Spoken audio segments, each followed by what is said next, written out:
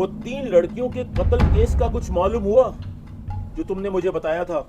जी boss, इत्तेफाक से वही केस लेके आया हूँ आपके पास। केस सॉल्व हो गया। मतलब कातिल पकड़ा गया? जी बॉस, लेकिन कातिल के मुताबिक उसने खुद इकबाल जुर्म किया है। और पुलिस कहती होगी कि उसने उगलवाया है। हमेशा की तरह बिल्कुल यही बात है। लेकिन अहम बात यह है कि मुजरिम को हथकड़ियां लग चुकी हैं। इस केस में 3 लड़कियों को पानी की हौज में डुबो के मारा गया। जी सर। कोई है मुद्दई? लड़की का बाप है। बुलाओ उसको।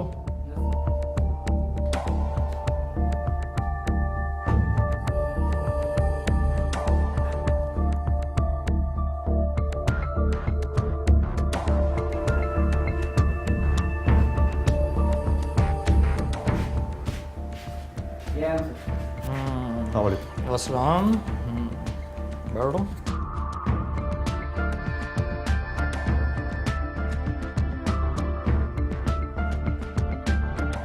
क्या नाम है तुम्हारा? जी वो शेर मोहम्मद जी। क्या करते हो?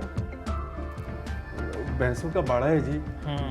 दूध बेचता हूँ जी। कितने बच्चे तुम्हारे?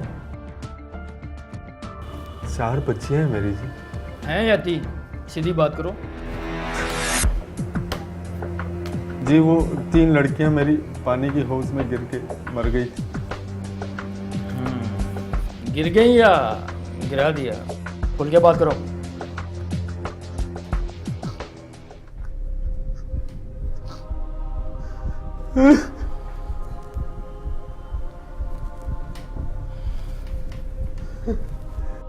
साहब वो मेरे लिए बड़ा मसला बना हुआ था उनको संभालना। 2 बच्चियां उनमें माजूर थी। मैं गरीब आदमी उनका खर्चा नहीं बर्दाश्त कर सकता था। मेरी समझ में कुछ नहीं आ रहा था। इतना कर्जा मेरे ऊपर चढ़ा हुआ था, कर्जदार मेरे को अलग तंग करते थे। मुझे समझ में नहीं आया मुझसे क्या हो गया।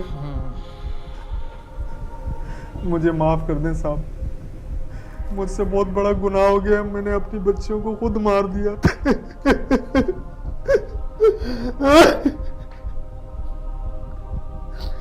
मेरे जैसा जालिम बाप दुनिया में नहीं होगा। अब अदालत ही तुम्हारा फैसला करेगी।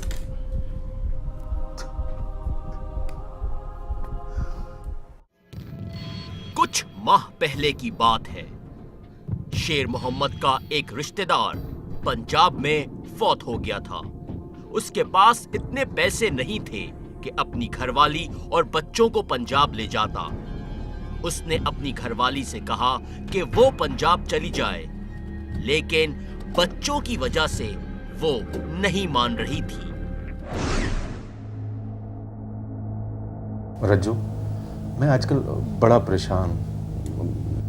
भैंसें बीमार पड़ी हुई हैं, चारा भी इतना महंगा हो गया है, कोई बचत ही नहीं हो रही है। समझ में नहीं आ रहा कि क्या करूँ। बस अल्लाह से दुआ करो, और क्या कर सकते हैं हम।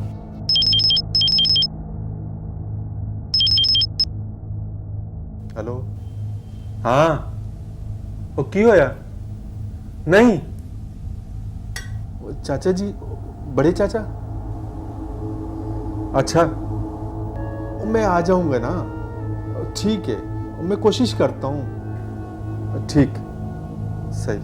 अच्छा, अल्लाह हाफिज। की हो है? रज्जू, मेरे चाचा का इंतकाल हो गया है। हाँ है। रज्जू, मैनू तो हुण पंजाब जाना पे सी। तो क्या सोच रहे? चला जा। और रज्जू, मैं ये सोच रहा हूँ कि इधर कारोबार को फिर कौन देखेगा। हाँ ये तो है। मेरा ख्याल है तू चली जा। बच्चों के साथ तुझे पता है इतनी महंगाई के दौर में सारे के साथ जाना। तू फिक्र क्यों करती है? बच्चियों का मैं ख्याल रखूंगा ना। ना बाबा, मैं बच्चे नु छट के नहीं जा सकती। और बस मैंने तुझे कह दिया ना कि बच्चों की तू बिल्कुल फिक्र नहीं कर, मैं संभाल लूंगा ना। तू क्यों फिक्र करती है? मुझे तेरी फिक्र है। बच्चे बड़ा परेशान करते हैं, सारी दिहाड़ी लड़ती रहनी है दोनों। अब देखो, जाना तो तुम्हें पड़ेगा। पर मेरी एक शर्त है। ओके। तू बच्चियों का ख्याल रखी। ओ पल्ली लोगे, वो बच्चियां मेरी भी तो है ना। आओ ये देगा। तो फिर तेन पता है ना वो मेरे बगैर रहनी नहीं है। तू बिल्कुल उनकी फिक्र नहीं कर, मैं सब संभाल लूंगा। मैं कोशिश करती हूँ कि अब बैठे बिठाई की परेशान।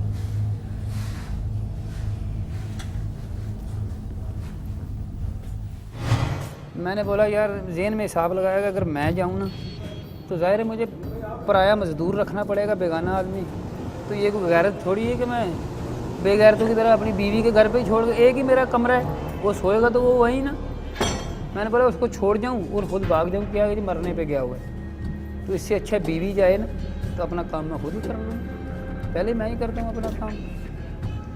तो उसको मैंने चढ़ा दिया गाड़ी पे 7 तारीख को, वो चली गई।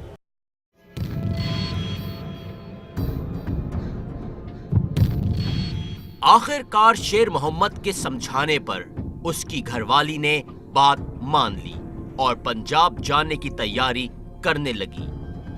फिर शेर मोहम्मद उसे छोड़ने के लिए बस स्टॉप तक आया और उसे पंजाब जाने वाली बस में बिठाकर घर वापस आ गया। आजा भाई रज्जू, देर हो रही है ना। बेटा आप लोग फिक्र नहीं करो, हम लोग आ गए। शाबाश, नहीं जिद नहीं कर, आप लेके जाएंगे ना, जिद नहीं कर। घर का ख्याल रखना। अच्छा हाँ सिद्रा आजा, चल शाबाश, घर का ख्याल रखना, सही है, शाबाश। वक्त में खाना खा लेना, चल।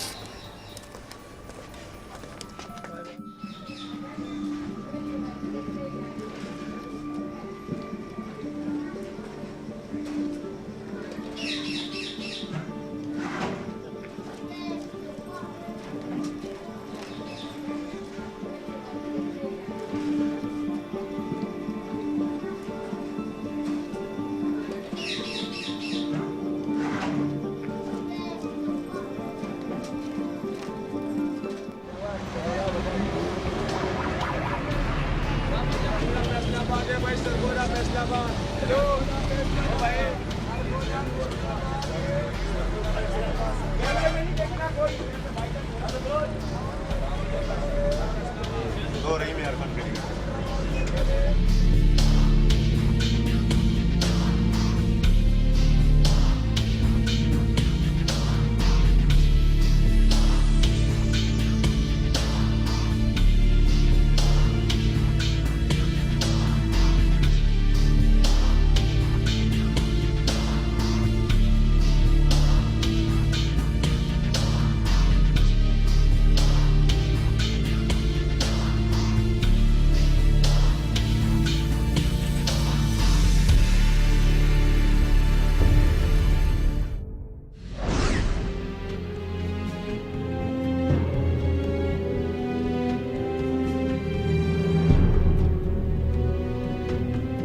पुत्र, मेरे ख्याल में तुम लोगों को भूख लग रही होगी, खाना लेकर आता हूं तुम्हारे लिए।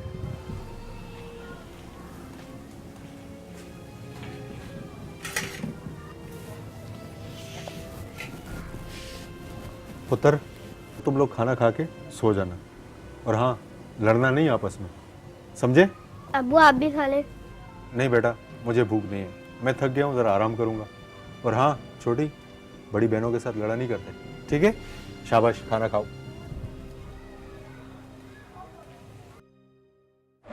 शेर मोहम्मद की शादी को 18 बरस बीत चुके थे। उसकी 4 बेटियां थीं। बड़ी 2 बेटियां पोलियो का शिकार थीं। शेर मोहम्मद भैंसों का बाड़ा चलाता था। बज़ाहिर उसको कोई बड़ी माली मुश्किलात का सामना नहीं था, लेकिन वो भैंसों की आए दिन बीमारियों से शदीद परेशान रहता था, क्योंकि भैंसों की बीमारी पर उसके अखराजात ठीक ठाक बढ़ जाते थे। अगली सुबह भी वो इसी परेशानी में उठा और बाड़े जाने की तैयारी करने लगा।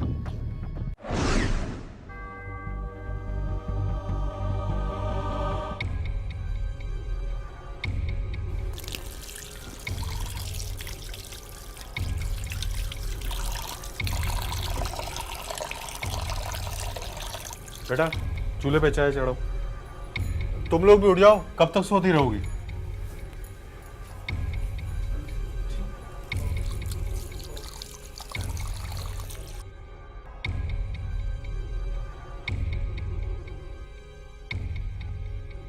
ओ पुत्र चाय जल्दी दे दो, मुझे देर हो रही है, जाना है मुझे काम पे। और तुम लोग भी तो उठो, सोते ही रहोगे क्या? शाबाश बेटा।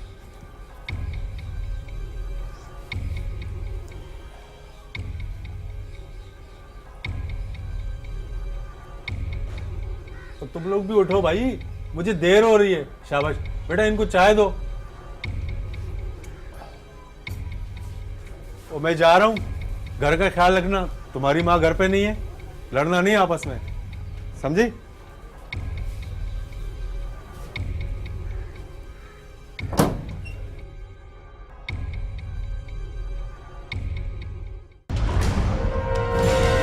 ब्रेक के बाद देखिए।